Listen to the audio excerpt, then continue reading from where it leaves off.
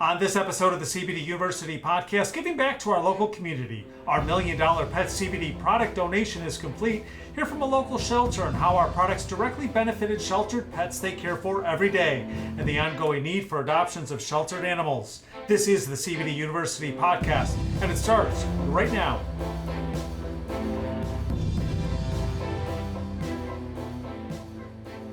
I'm Joe Augustinelli, host of the CBD University podcast. If you are a returning listener, we welcome you back to our podcast. And if you are a new listener, we are glad you found us on your podcast platform of choice. Don't forget to subscribe wherever you get your podcasts to receive notifications when new episodes are published each week.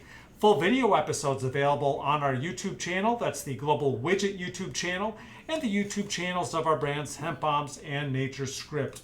Well, we recently completed our CBD pet product giveaway where we partnered with over a dozen shelters in the Tampa Bay, Florida area to donate our CBD pet oils, CBD pet shampoos, and dog biscuits to help shelters care for sheltered animals.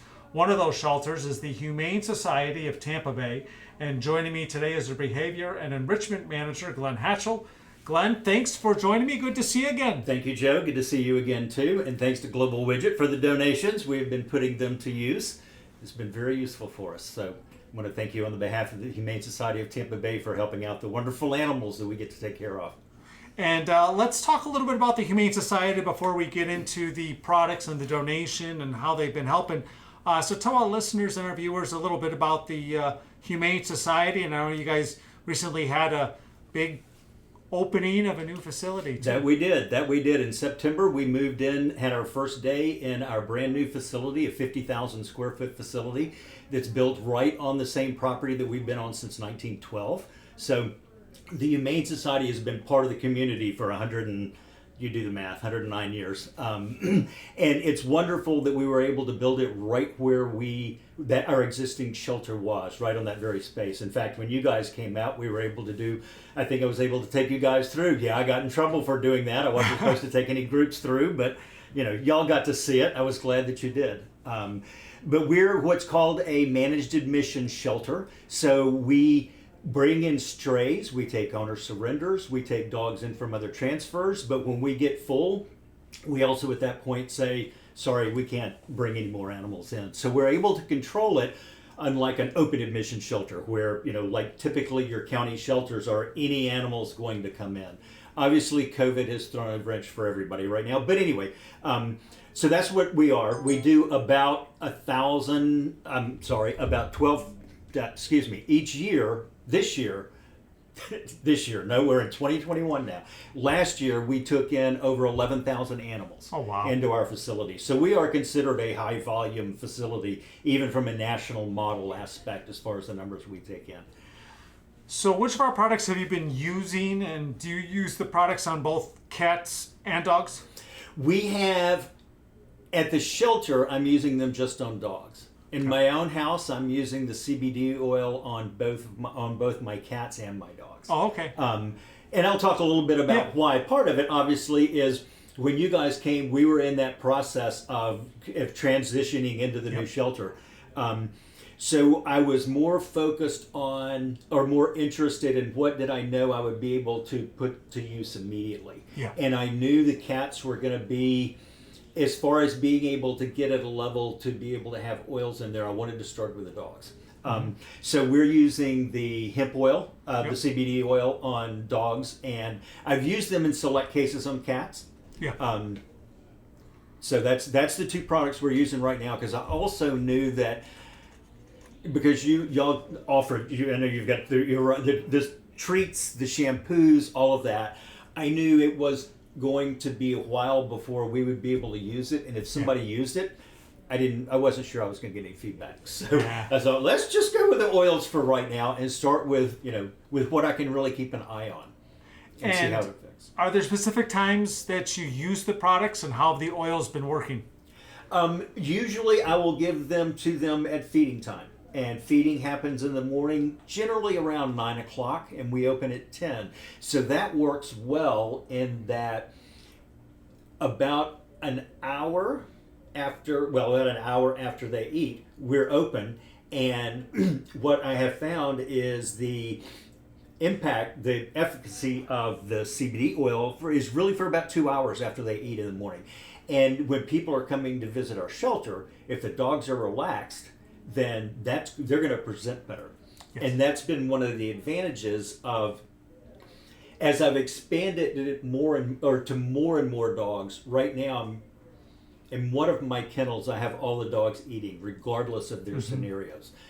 In other situations, I've got scared dogs, fearful dogs, some that are showing a little bit of that uncertainty about being in that kind of environment. And I've been pinpointing more specifically with some of those dogs because it can give them that window of being a little more relaxed. And for some dogs, that's all they need to recover.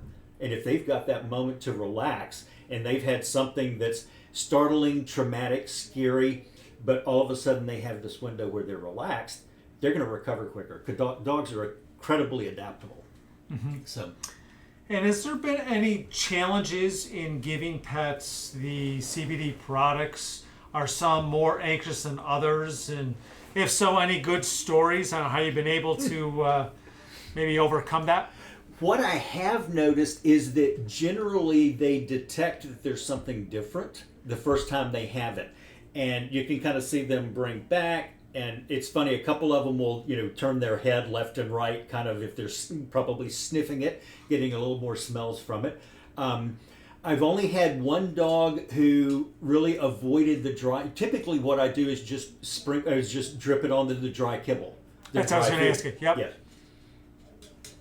That's the easiest, especially at the shelter, where we may have volunteers who are there for the first day that may be doing the food prep. So it's easier just to put it on the dry food. With the one dog that hesitated with it, I actually put it on some wet food. And of course it was the wet food, and it's like, well, I'm going to eat the wet food, because wet food's wet food, that's a higher value. And I then kind of transitioned from that to where I was putting it back on the dry kibble and was able to remove the wet food. Now that just happened to be one dog, but I found it interesting that it's like it was kind of averse to it to begin with, but then when I put it on something and he had it with something really tasty, then it was easier to get him to do it off of the dry food. I really have not tried doing it on treats, and partly because if I take a hard kind of treat, I need a treat that can absorb the oil. Yeah. And not all treats will do it. So right now I've just decided that, as far as putting the oil on the treats, that's why we're just doing it in the during the regular feeding time. From a training perspective, have you noticed any changes in regards to any training that you're doing with the dogs do you give them oil before at all? Yes, that's a great question. For a lot of the dogs, if we can get them in a more relaxed state, they're going to show more dog behaviors. And if they're showing dog behaviors, then it's easier to train them. And sometimes it's just getting them comfortable in the crazy shelter environment, which that's always my first goal is before I really do any training or try to do anything with them, I want to get them comfortable and be happy that somebody's coming with a leash to take them outside. Because we have one of the dogs right now who I've just started in the last couple of days on oils is very scared of coming outside. We'll walk on the leash, fine walking around through the shelter, but you try to step outside the door and it's like, nope. So this is a dog that, I've got a specific situation here of wanting to get her within that 2-hour window after that, do some door work to see if that may give her a different state of mind to go through the door. So that's one that I'm looking over the next couple of days to actually be doing. Quite often it's one of the things I love about our new facility is I have my own office, and a lot of the really scared dogs, I take them to my office during the day. So I'll take them out in the morning, let them go outside. I like to find something they like to do, and then I'll bring them back into my office, and because it's a little bit, it's much calmer than it is in the kennels, and I'll bring them back, feed them in my office, but I'll put the oils on the food in there. So in those cases, I'm actually able to sit there and almost, constant minute by minute monitor what they're doing. So that's turned out to be pretty advantageous as well. Again, these are generally very scared and skittish dogs, so all I'm focusing on there is trying to eliminate the fear. But that's life in a shelter. Tomorrow it may be that we've got a bunch of them we're going to be training. So. Yeah, and I was just going to ask you that, and I know, when you talk about life in a shelter, this isn't obviously just for your shelter. This is for shelters, anywhere go through those same problems. So Exactly. what advice would you give to other shelters who are also taking in the CBD products or looking to use CBD products in the ways that the Humane Society has now been able to take advantage of? Every shelter is different. Every shelter has their excess resources and their limited resources, and which is why I was saying I chose to just specifically let's take what we can use and really focus on. I'll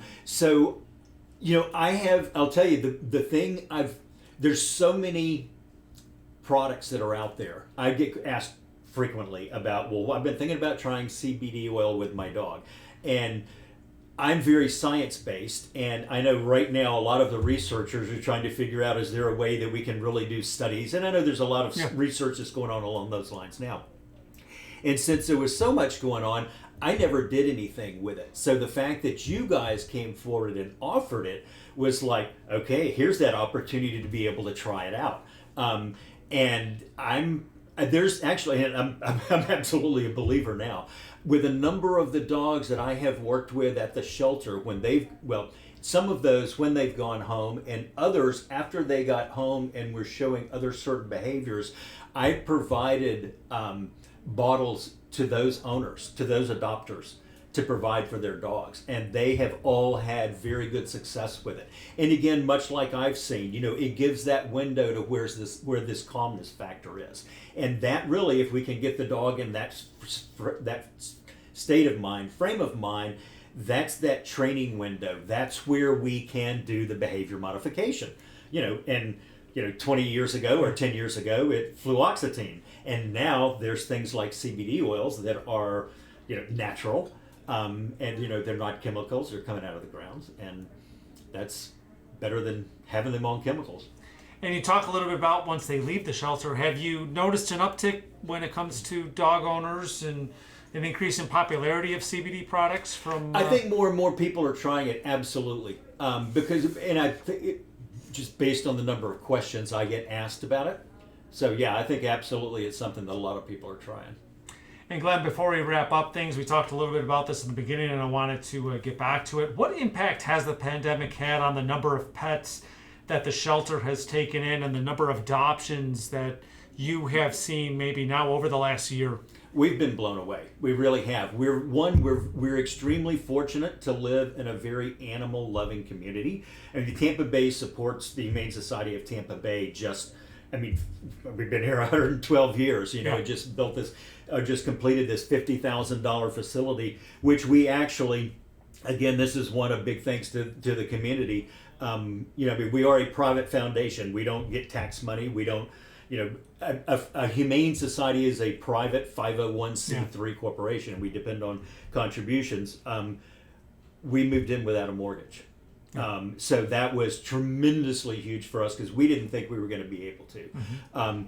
So that's just another way that the community just supports in such an animal-loving community. But between 2019 and 2020, we took in 1,000 more animals in 2020 than we did the year before. So even with the pandemic and even with construction going on for 3/4 of the year, which means we lost about 1/3 of our shelter size from what it had been, we took in 1,000 more animals, and I think our adoption numbers were 200 shy of what in 2020 than they were in 2019. Wow. And so we're talking like 9,400 versus 9,200. Yeah. So the numbers were just absolutely amazing. And we expect this year that we'll probably be over 12,000 as far as the number of animals that come through the door. And we also have an animal health center, which is a low-cost veterinary clinic as well. And the animal health center last year saw over 44,000 animals in their practice there as far as wellness care. And not just wellness care. In some cases, it's taking care of sick and injured animals. So. Well, it's great to hear everything that the Humane Society of Tampa Bay is doing. And we are excited to be a part of helping you guys out. And certainly we'd love to have you back and talk a little bit more about this as we go on throughout the year. I would love to. Love to. Thank you, Joe. Thanks again to Global Widget. Yeah, and thank you, Glenn. And for our listeners and our viewers, wherever you may be listening or watching from, if you are interested in pet adoption, we invite you to contact your local Humane Society or pet shelter near you to learn more about pet adoption or how you can help out these great organizations. Glenn Hatchell of the Humane Society of Tampa Bay, my guest on this episode of the CBD University podcast. Thanks for joining me, and as I mentioned, we look forward to having you back again. And thank you for being a part of this episode of the CBD University podcast. If you have not yet done so, I invite you to subscribe to our podcast. Wherever you get your podcasts, you'll get notifications each week when new episodes are published. And don't forget, catch full video episodes on our YouTube channel and the YouTube channels of our brands Hemp Bombs and Nature's Script. I'm Joe Augustinelli, host of the CBD University podcast. Thanks for tuning in. These statements have not been evaluated by the Food and Drug Administration. CBD products are not intended to treat, cure, or prevent any disease or condition. Always consult your personal physician about CBD and using CBD products. CBD should never be used by anyone under the age of 18. This podcast is not intended to provide legal advice regarding the legal status of CBD and CBD products.